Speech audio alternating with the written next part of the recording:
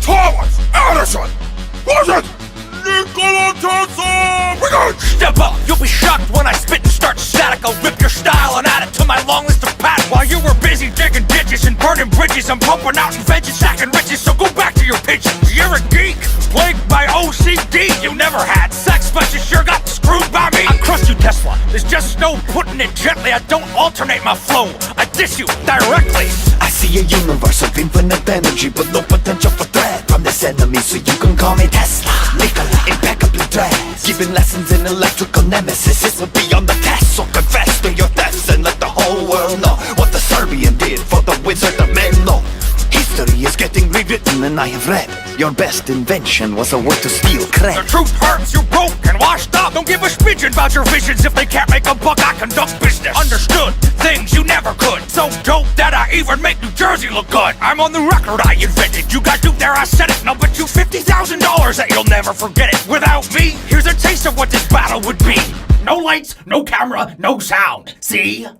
You fool, you think that you can touch me with this? You couldn't handle my gifts with your greedy little mind. What's inside mine was ahead of its own time. You did not steal from me, you stole me from mankind. It's a wireless transmission of truth, and it's a shocking real story of a banker with you. And if the people knew you stopped me from making power free, they would curse the Con Edison with every utility. Who won? Who's there? You decide!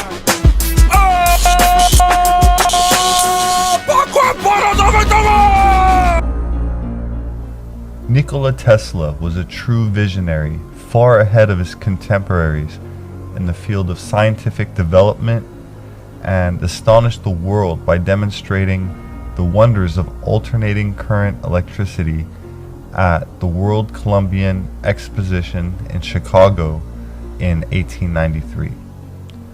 He designed the first hydroelectric power plant in Niagara Falls in 1895, and among his many discoveries are the fluorescent light, laser beam, remote control, robotics.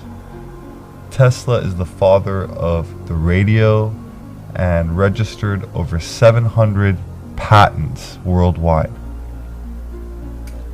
His vision included exploration of solar energy, the power of the sea, and he even foresaw interplanetary communication and satellites. Tesla changed the world, and many people today know it and rightfully acknowledge him for it. What many people don't know, however, is that Tesla claimed to have completed a unified field theory shortly before he supposedly died, but his theories on electromagnetism's power to distort space and time were never published. Instead, they were seized by the FBI promptly following his alleged death in 1943, the same year as the Philadelphia experiment. The Philadelphia experiment is the name given to a naval military experiment which was carried out at the Philadelphia Naval Shipyard in Philadelphia, Pennsylvania. The U.S. Navy destroyer escort USS Eldridge was to be rendered invisible or cloaked to enemy devices, and the experiment is also referred to as Project Rainbow.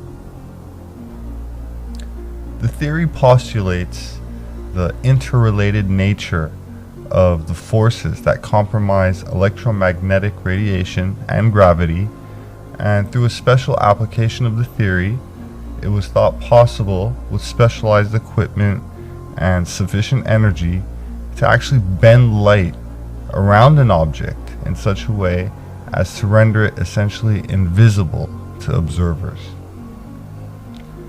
Nikola Tesla once said, and I quote, "My brain is only a receiver.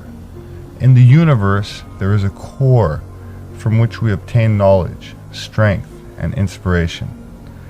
I have not penetrated into the secrets of this core, but I know it exists."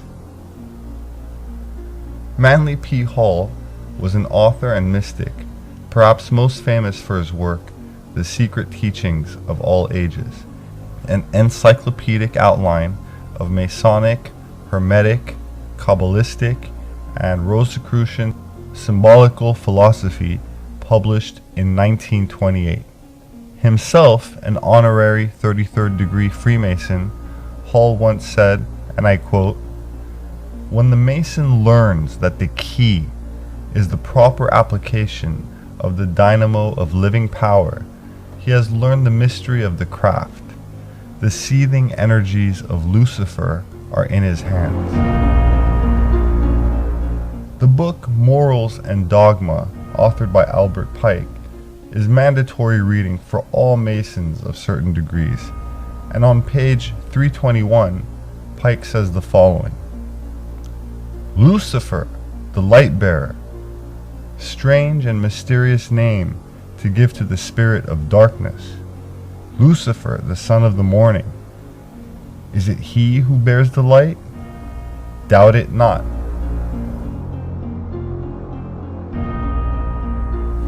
Born on October 31st, 1895, to a ballerina from Vienna, Austria, the medium Maria Orsic was leader of the German Vril Society.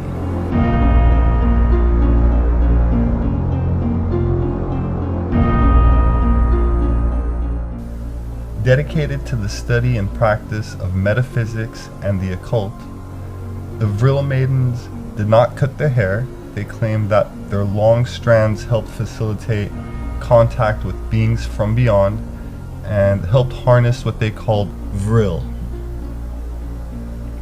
Edward Bulwer Lytton's book, The Coming Race, published in 1871, described an advanced civilization that dwelled below the surface of the earth, who had mastered this mysterious energy form called Vril. Helena Blavatsky, the foundress of the Theosophical Society, described Vril energy as an ether stream that could be transformed into a physical force. Ancient antediluvian civilizations were said to have mastered this universal life force, and that they guarded this knowledge, passing it through initiation into sacred mystery schools. The Chinese refer to it as Qi, the Hindu as prana, the Japanese as Reiki. A more modern term for this universal life force is orgone, which is defined as the basic building block of all organic and inorganic matter and is closely associated with sexuality. The term itself shares a root with the word orgasm. Coined by Dr. William Reich, orgone was seen as a massless, omnipresent substance similar to ether, and although mainstream science still does not acknowledge much else other than electricity and magnetism, Albert Pike once said that, and I quote, "There is in nature one most potent force, by means whereof a single man who could possess himself of it and should know how to direct it could revolutionize and change the face of the world." My name is Robert Sepper. I'm an author and anthropologist, and I'd like to invite you to explore the occult secrets of Vril.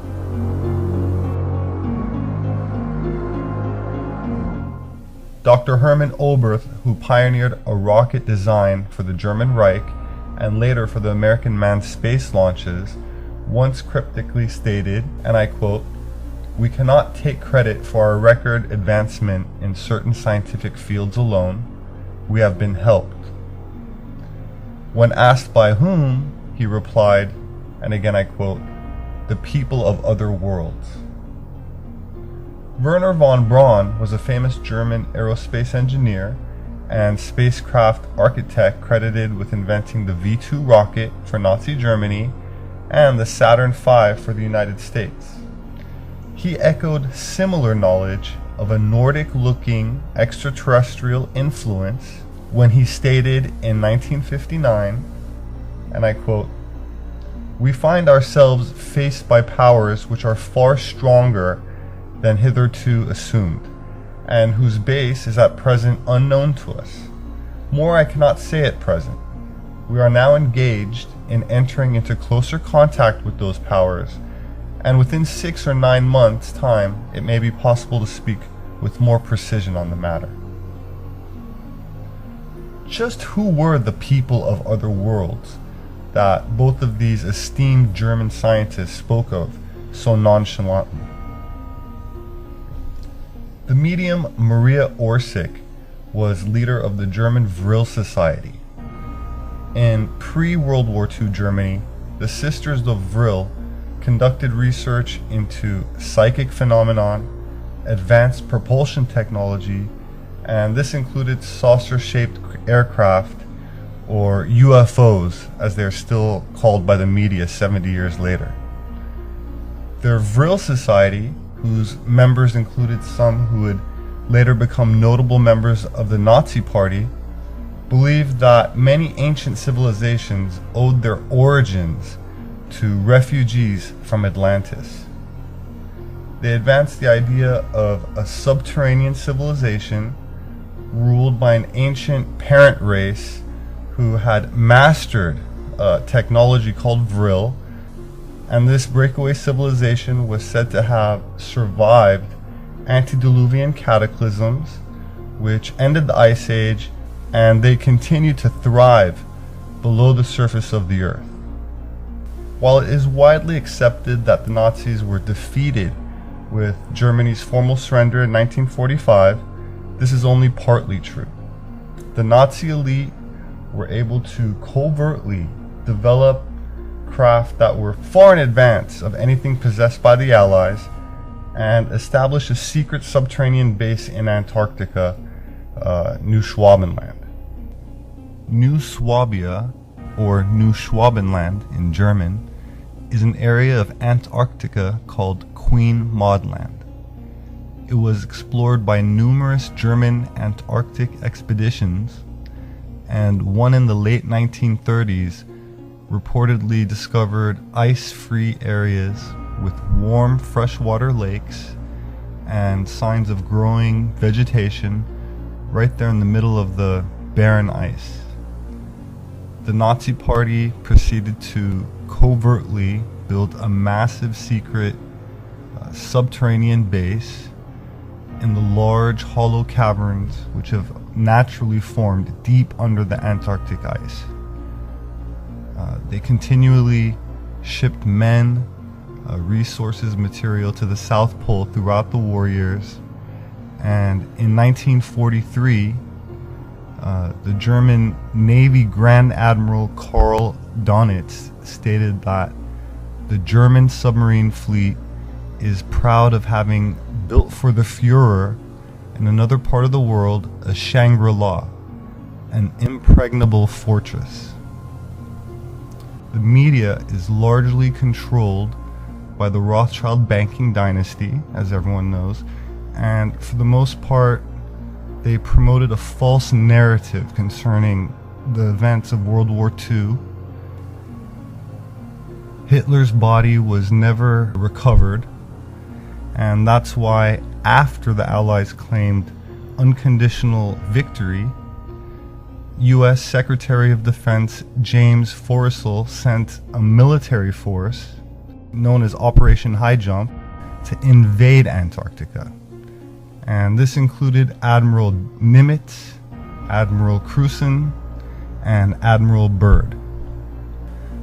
Over 4,500 military troops from the United States, Britain, and Australia, consisting of 3 naval battle armadas, departed from 3 separate locations in 1946 following the war. Admiral Byrd's command ship led the invasion. It consisted of the icebreaker Northwind, the catapult ship Pine Island, the destroyer Bronson, the aircraft carrier Philippine Sea, the U.S. submarine Senate, 2 support vessels Yankee and Merrick, 2 tankers Canisted and the Capican, the destroyer Henderson, and a floatplane ship Karatek. So Byrd was given unlimited funding and a full 8 months to complete this operation. According to numerous sources, including Admiral Byrd himself, things did not go as planned, and it was a very one-sided affair with the Antarctic Nazis victorious. Upon returning from a rather swift and, I guess you could say, a humiliating defeat by forces which were supposedly surrendered weeks after Hitler's supposed suicide, we have published interviews where Admiral Byrd stated clearly that it was now, and I quote, necessary for the United States to take defensive actions against enemy air fighters which come from the polar regions. So the United States military and intelligence were not in Antarctica for research or scientific experiments, but they were apparently trying to locate and destroy this immense underground facility that was constructed by the Germans before, during the war, and continued after the war. And it was likely used to further the research conducted by the Nazis and certain secret societies which were developing advanced propulsion technology, advanced aircraft. And these were the same ones used to decimate the Allies in Antarctica, saucer-shaped discs, far in advance of anything possessed by the US. Top secret maps obtained by the KGB, allegedly, and belonging to the Third Reich have been recently leaked on the internet, which, again, allegedly depict passages under the Antarctic ice, which were used by these German U-boats to access these mysterious underground polar caverns. The possibility that the Earth contains massive underground caves, caverns, that it's hollow or at least partially hollow, that these regions are accessible through passages at the poles, and that ancient secret breakaway civilizations flourish within them. This has renewed people's interest in a subject that's still largely considered, by the media at least, to be very taboo. And polar expeditions and battles like Operation High Jump still remain classified. And it's just shrouded in secrecy for decades now. But scientific revelations are coming out, they validate the rumors, and these covert events and their implications are finally being exposed. And the Earth might actually have entire civilizations living underground that we, the public, now are just being made aware of. My name is Robert Sepper. I'm a formerly educated anthropologist and now author, and I'd like to invite you to explore some fascinating mysteries with me, which for the most part have eluded any serious consideration in mainstream academia. Species with Amnesia, Our Forgotten History, and Gods with Amnesia, Subterranean Worlds of Inner Earth. I'd like to thank those of you who share my passion of ancient history, archaeology, and continue to support me in my work. So I appreciate it and all the encouragement. Thank you. Someone once asked Albert Einstein how it felt to be the smartest man on Earth. His reply? I wouldn't know. Ask Nikola Tesla. When you consider that the word genius is often attached to Einstein's photograph, you begin to understand the magnitude of his deflection. So isn't it curious that most people today can identify Einstein or Edison, but the name Nikola Tesla eludes them? What exactly made Tesla the most intelligent man?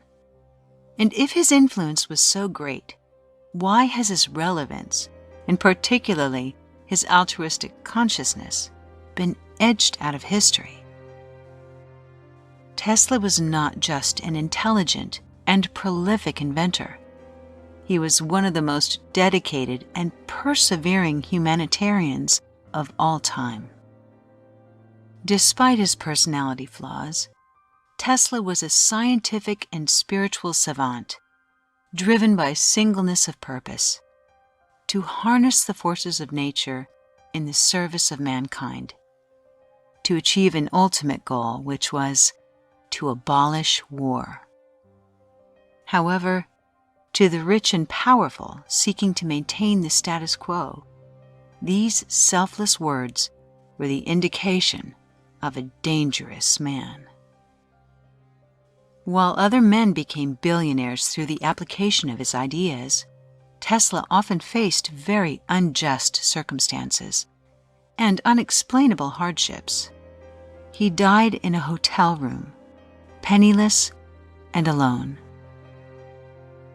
Most documentaries about Tesla celebrate his intelligence and criticize his eccentricity, arrogance, and sometimes financial irresponsibility. But these perspectives overlook Tesla's core value, which was to contribute peace, ease, and dignity to every human being. This truth makes Tesla's life a triumph of the human spirit and a tragedy for not being seen for his true intentions. Every choice and every action he made was aligned with his purpose.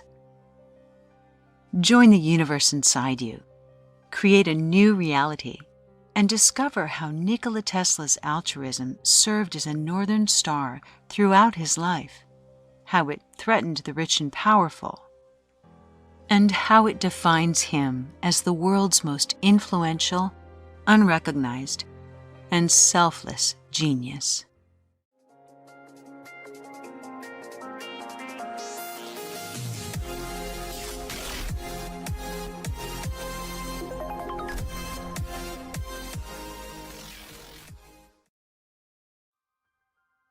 We know Nikola Tesla as an inventor, electrical, and mechanical engineer. With over 700 international patents at the time of his death, the Serbian-American immigrant catapulted humanity into an entirely new age, a world powered and lit by alternating electrical current. And that's just the beginning. Hundreds of electrical mediums we use today were sourced in his head. Turbine engines, electric railroads, neon and fluorescent lighting, X-rays, wireless radio communication, remote control, and speedometers, just to name a few. Much of what he invented did not even take form for decades to come. For example, his ideas were also the foundations of modern humanoid robotics, guided missiles and torpedoes, helicopters, solar and wind power, even cell phone technology. But for all his intelligence and mastery, Tesla did not believe himself to be the source of his greatness, rather a conduit for it. He said, "My brain is only a receiver. In the universe, there is a core from which we obtain knowledge, strength, and inspiration." Knowledge was most certainly his gift, but he said, instinct transcends knowledge. He trusted his connection to his source, and that was an understanding he realized quite young. What has the future in store for this strange being, born of a breath, of perishable tissue yet immortal, with his powers fearful and divine? What magic will be wrought by him in the end? What is to be his greatest deed, his crowning achievement? On July 10th, 1856, Nikola Tesla was born the son of an Eastern Orthodox priest, the fourth of 5 children in what is now Croatia. Legend says it was during a lightning storm, at a time when ancient Jewish mysticism prophesied the opening of the gates of wisdom upon the earth. As a child, he was different and said he liked books best, often reading until dawn. Young Nicola would spend hours alone, which he later claimed was the source for his true creativity. "Be alone, that is a secret of invention," he said. "Be alone, that is when ideas are born." An eidetic memory enabled him to remember minuscule details and solve complicated math problems in his head. Like the process of an artist, his conception of a word or thing was perfect. In fact, it's thought that Leonardo da Vinci shared this unique visionary ability, which is so rare and effective, it's even been compared to seeing into another dimension.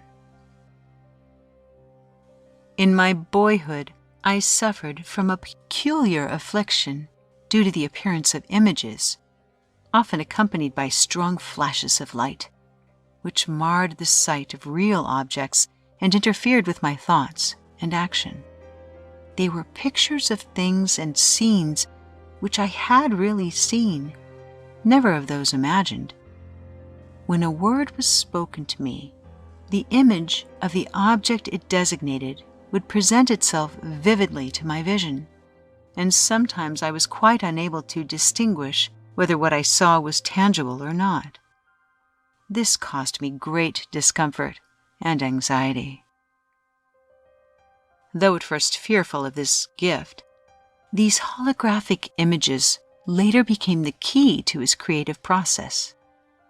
Even the most complicated technology was well clarified in his head, or in this vision, before he ever applied resources to create it in physical form.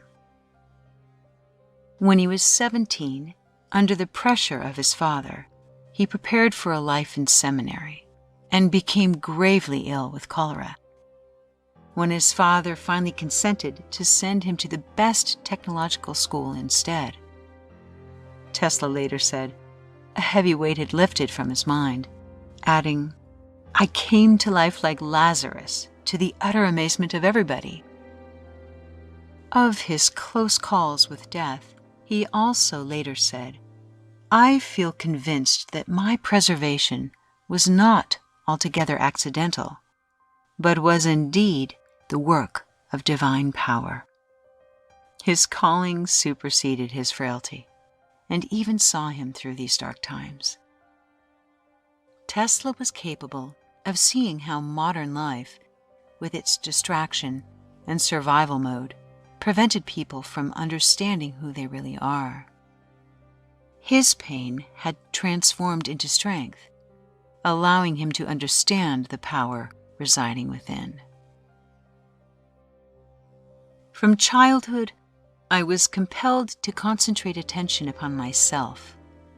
This caused me much suffering, but to my present view, it was a blessing in disguise, for it has taught me to appreciate the inestimable value of introspection in the preservation of life, as well as a means of achievement. The pressure of occupation and the incessant stream of impressions pouring into our consciousness through all the gateways of knowledge make modern existence hazardous in many ways. Most persons are so absorbed in the contemplation of the outside world that they are wholly oblivious to what is passing on within themselves. The premature death of millions is primarily traceable to this cause. At the University of Graz in Austria, Tesla worked with fierce determination to keep up with the flood of creative mastery in his imagination, day and night. He acclimated to a unique sleep cycle that enabled him to work 20-hour days and sleep a total of 4 hours throughout the day. Known as polyphasic sleep, Tesla, among others, thrived having so much extra time for the conscious application of his ideas. Letters to his father from his school professors warned that unless he were removed from the school, he would die through overwork. On the contrary, Tesla's life modeled what happens when we follow our passion. It fueled life energy.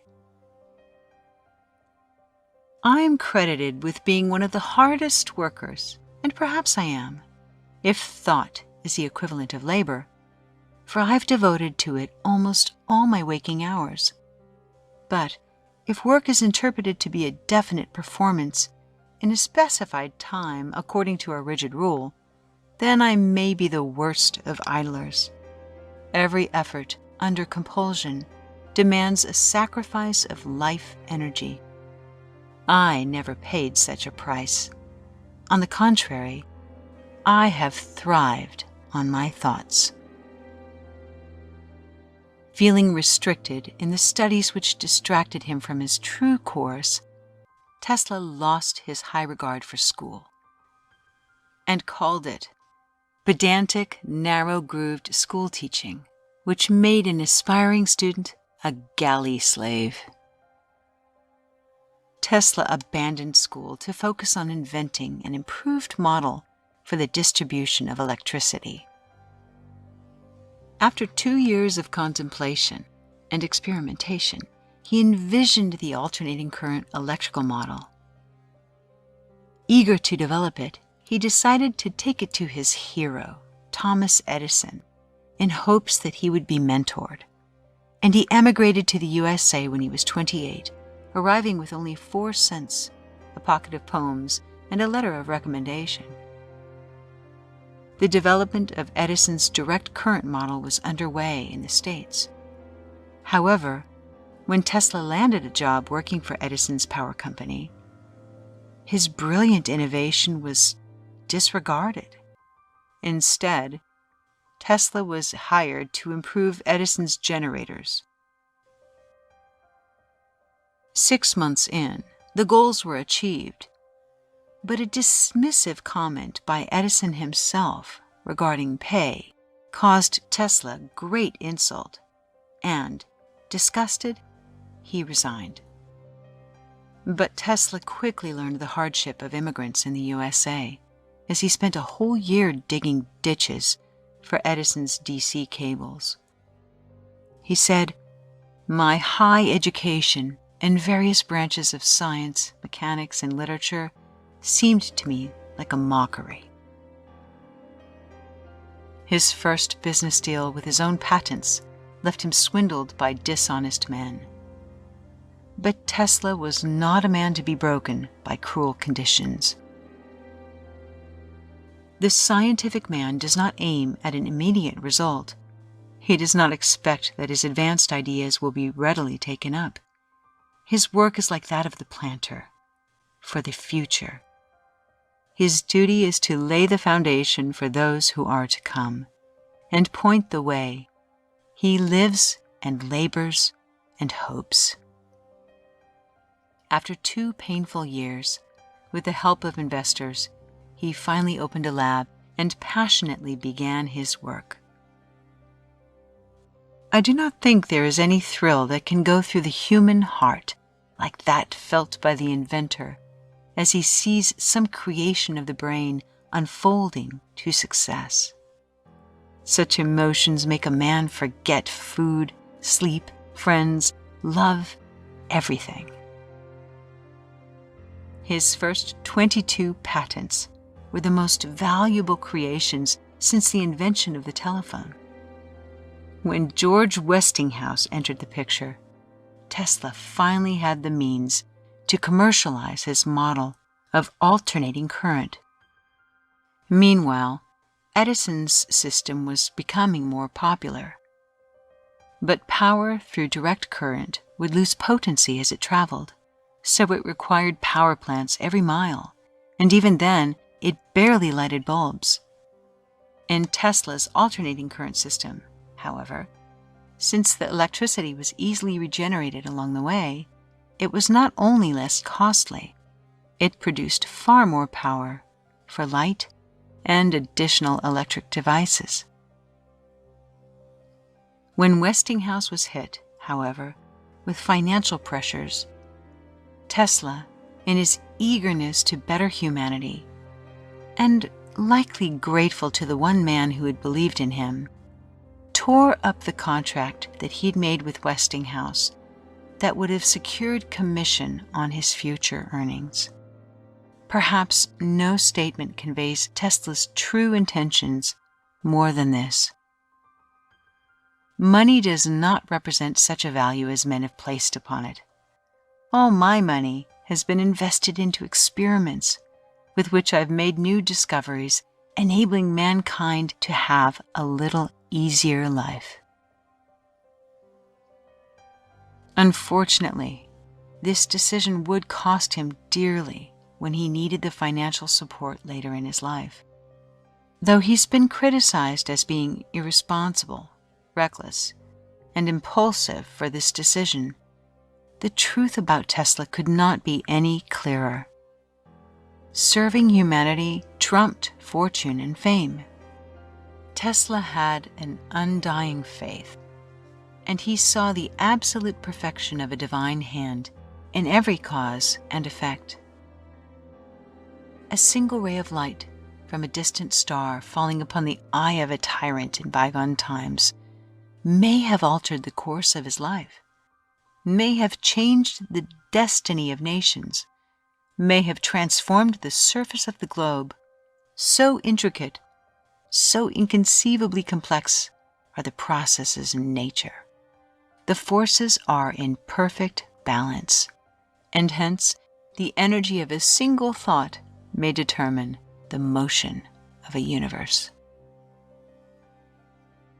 Meanwhile, as both Tesla and Edison each sought influence to commercialize his method of electrical conductivity, Tesla's former hero sought not only to win public favor, but to destroy Tesla in the process. Edison chose to instill fear of alternating current by barbarically exemplifying the very power which made Tesla's system superior. His strategy to create this fear was to stage horrifying demonstrations where he electrocuted animals, cats, dogs, cows, horses, even an elephant. And then it was later even suggested that it be used to execute criminals.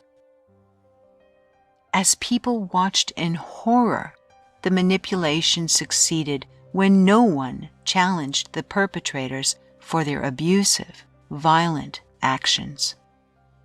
But Tesla saw through it. He said, "The infliction of the death penalty is not only barbarous and inhumane, but unnecessary as a factor in the scheme of modern civilization." Fortunately, common sense prevailed, and after a dramatic debut of light at the World's Fair, the AC model won the war, making Tesla and his patent owner, Westinghouse, international celebrities overnight. For Tesla, as long as humanity had needs, there was work to do. Without family responsibilities and driven by humanitarianism, not financial gain, he continued to invent prolifically. Tesla went on to successfully fulfill his 30-year-old dream of harnessing hydroelectricity from Niagara Falls, an accomplishment which launched the tireless inventor onto the world stage. Having directly relieved the drudgery of the 19th century, he became known as the mysterious immigrant. Despite the temporary fame and notoriety, despite the distraction provided by attractive women, and despite the loneliness, Tesla never married. He stayed the course.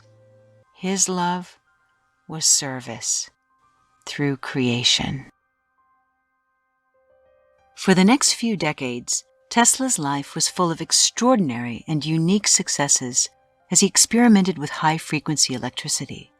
Seeking to be free of Edison's light bulbs, with good reason, he played with illumination.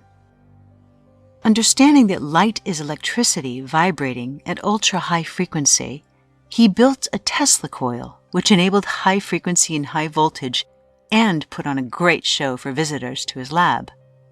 Soon after, he created neon lights, fluorescence and X-rays, earning him the title the Master of Light.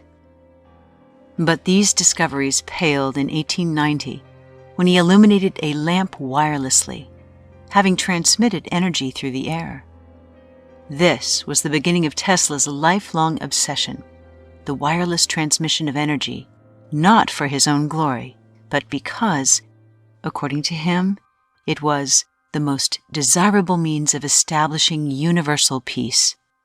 It could mean the end of war. With his newly created Tesla coils, he was soon transmitting and receiving powerful radio signals, which were tuned to resonate at the same frequency. He successfully patented the technology. But on English shores, his radio competitor, the Marconi Wireless Telegraph Company, began thriving in the stock markets, due primarily to connections with the English aristocracy. Not surprisingly, its investors included Andrew Carnegie and Thomas Edison. In 1901, Marconi transmitted and received signals across the Atlantic. When Tesla was informed, trusting the patent office and the integrity of his rival, he said, "Marconi is a good fellow. Let him continue. He is using 17 of my patents." Let the future tell the truth and evaluate each one according to his work and accomplishments. The present is theirs. The future, for which I really worked, is mine. Then, just as Tesla prepared to send a signal 50 miles away, a fire in his laboratory destroyed all his work. It cost over $1 million and set him back years. Given the intense competition, it's very likely it was an intentional act. Tesla was devastated, but, being a purpose-driven man, nonetheless began recreating all his work from scratch. But his faith and trust turned to shock when the U.S. Patent Office suddenly repudiated Tesla's initial patent and gave Marconi credit for the invention of radio. This has never been fully explained, but it's safe to say there were powerful men, including Edison, behind Tesla's rival, many of whom sought vindication after alternating current destroyed the promise that their direct current models had initially created. But then, in 1911, Tesla's shock turned to anger when Marconi actually won the Nobel Prize for radio on models that Tesla had created first. What made the Patent Office and the Nobel Prize Committee disregard the integrity of Tesla's creations? Had he received the acknowledgement that he deserved, it's very likely Tesla's research would have been funded effortlessly for the rest of his life. Sadly, by then, Tesla was in no financial condition to litigate a case against a major corporation. My belief is firm in a law of compensation. The true rewards are ever in proportion to the labor and sacrifices made. It should be noted that a few months after his death, however, the U.S. Supreme Court upheld Tesla's original radio patent, which was easier for them than dealing with Marconi's lawsuit against the government. As Tesla noted himself, natural forces are in perfect balance. Tesla's next devices were wireless, radio-transmitted vessels and machines, though he is seldom recognized for this accomplishment. In one public display, a New York Times writer suggested submerging the vessel and carrying dynamite as a weapon of war. Tesla quickly corrected the reporter, begging him not to see a wireless torpedo. "See there the first of a race of robots, mechanical men, which will do the laborious work of the human race." Even Mark Twain wanted to capitalize on his ideas, to which he responded, I have no desire to be remembered as the inventor of a purely destructive device. I'd prefer to be remembered as the inventor who abolished war. That would be my highest pride. Tesla took an interest in Eastern thought and spiritualism after meeting a yogi named Swami Vivekananda. He even began using the Sanskrit words akasha and prana to describe the source within matter. Tesla's studies into frequency deepened. He even studied psychic communication and believed that thought, being electrical, would one day be measured. The day science begins to study non-physical phenomena, it will make more progress in 1 decade than in all the previous centuries of its existence. If you want to find the secrets of the universe, think in terms of energy, frequency, and vibration. The universe is a symphony of vibrations and waves. We must avail ourselves to its energy. With radio transmission being successfully developed, Tesla returned to focusing on harnessing and transmitting wireless power. But given the importance of the research, he needed altitude, privacy, and secrecy. He moved to Colorado Springs and for 9 months conducted secret experiments that explored electromagnetic transmission at different distances from the Earth, from the ionosphere to close range. His research shows spectacular revelations, and it would appear he learned what he sought. Most importantly, witnesses saw light bulbs in the ground illuminate wirelessly miles from their source. One of the most important discoveries he made while he was there in Colorado was the pulse or heartbeat of the Earth. Again, the discovery of the Schumann resonance was credited to another person 50 years later, but Tesla was the first to see there is a natural frequency pulsing in the Earth, inside which all biological systems resonate, including our brain and the Earth itself. This frequency, 7.83 Hertz, which extends 60 kilometers high, affects our physical and, most importantly, our mental health. Tesla recognized that interference with this frequency had ominous implications, including mind control. The human brain's alpha waves function in this range, and the electrical resonance of the Earth is between 6 and 8 Hertz. Thus, our entire biological system, the brain and Earth itself, work on the same frequencies.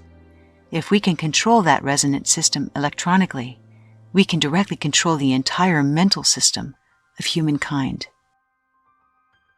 Clear of the dangers this posed, Tesla found the answers in the ionosphere, high above where the Schumann resonance pulsed. Today, because the Schumann frequency receives an onslaught of EMF radiation from Wi-Fi and cell towers, there is great concern about the impact on all biological systems, including and especially bees, butterflies, wildlife, and of course, humans. While in Colorado Springs, one night in his laboratory, Tesla noticed a repeating radio signal being picked up by his transmitter. To his amazement, he believed that this signal was transmitted consciously from space by other life forms. When he announced this discovery, he was widely and maliciously ridiculed. But it is well known that radio waves come from space. Of course, their source is not always clear.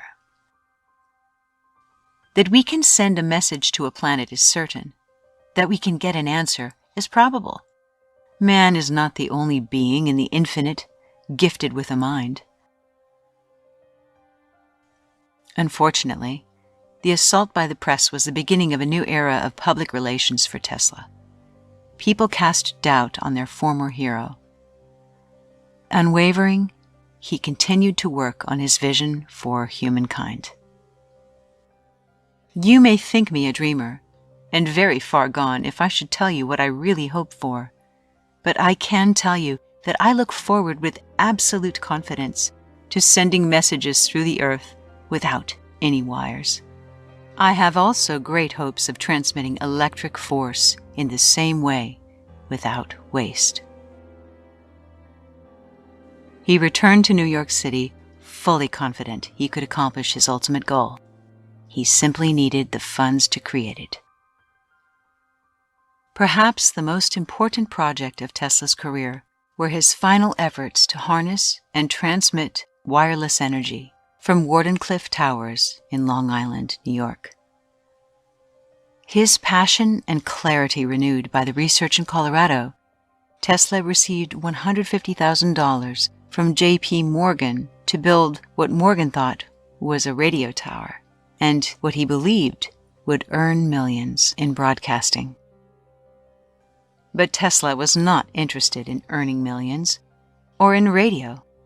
A true pioneer and humanitarian, he was interested in harnessing the Earth's energy and, of course, in ending war. He thus kept his true intentions secret. Tesla had said that when his wireless transmission was successful, there would be an aurora borealis around the planet. Not surprisingly, surrounding residents witnessed what they claimed looked like an aurora borealis emanating from his tower. Today, many people describe similar occurrences in Alaska, where HAARP is located. Though the HAARP project is very secretive, there's no doubt Tesla's influence abounds. In the meantime, Marconi's radio tower accomplished transmission, and when Morgan wavered about continuing Tesla's mission, the true intentions were revealed. Not surprisingly, J.P. Morgan immediately and apathetically revoked his patronage. It would appear that the banking empire did not share a mutual interest with Tesla's visions to free the world of energy costs. He had the highest regard for my attainments and gave me every evidence of his complete faith in my ability to ultimately achieve what I had set out to do. I am unwilling to accord to some small-minded and jealous individuals the satisfaction of having thwarted my efforts. These men are, to me, nothing more than microbes of a nasty disease. My project was retarded by laws of nature. The world was not prepared for it. It was too far ahead of its time. But the same laws will prevail in the end and make it a triumphal success. Even in the face of defeat, Tesla stood straight and carried his chin high. Nikola Tesla had declared that he hated war. He saw the atrocity of atomic weapons and declared the energy of atoms would bring disaster to humanity. Horrified by the thought of his technology being used for military invasion, he believed that if countries could properly defend themselves, the motives for war would become obsolete, and that, of course, was his goal. He spoke in his final years about a mysterious particle beam weapon that would end assaults on nations forever. In hopes that no one nation would dominate another, he sent incomplete diagrams of his particle beam weapon to a number of allied nations, including the US, Canada, England, France, the Soviet Union, and of course, his native Yugoslavia.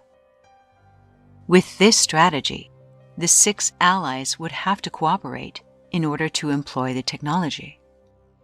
Although he has never been credited for building or even conceiving the particle beam technology, in the 40s, the US implemented an anti-aircraft missile system they called Project Nike, and later created the Strategic Defense Initiative, a space program using particle beam weapons that disrupt the atomic structure, just as Tesla claimed. But Tesla didn't want war. He said, "Negative forces have become of greater importance. Among these, there is one of far greater moment than any other. It is called organized warfare. When we consider the millions of individuals, often the ablest in mind and body, the flower of humanity, who are compelled to a life of inactivity and unproductiveness, the immense sums of money daily required for the maintenance of armies and war apparatus, representing ever so much of human energy, all the effort uselessly spent in the production of arms and implements of destruction, the loss of life, and the fostering of a barbarous spirit. We are appalled at the inestimable loss to mankind which the existence of these deplorable conditions must involve. What can we do to combat best this great evil? In January of 1943 and his final days, Tesla had scheduled to share these plans with the United States government when he died unexpectedly the night before. It was a sad ending for such a great servant to humanity. He had spent his final years in the park with pigeons, and having no money was living in debt in a hotel. It's hardly surprising that his research immediately went missing. After Tesla endured so many years of public vilification and poverty, it's clear his research was still critically important. In the years following his death, while his scientific contributions have been noted, his longing for an end to war is often overlooked. He said himself, "Out of this war, the greatest since the beginning of history, a new world must be born, a world that would justify the sacrifices offered by humanity. This new world must be a world in which there shall be no exploitation of the weak by the strong, of the good by the evil, where there will be no humiliation of the poor by the violence of the rich, where the products of intellect, science, and art will serve society for the betterment and beautification of life, and not the individuals for achieving wealth.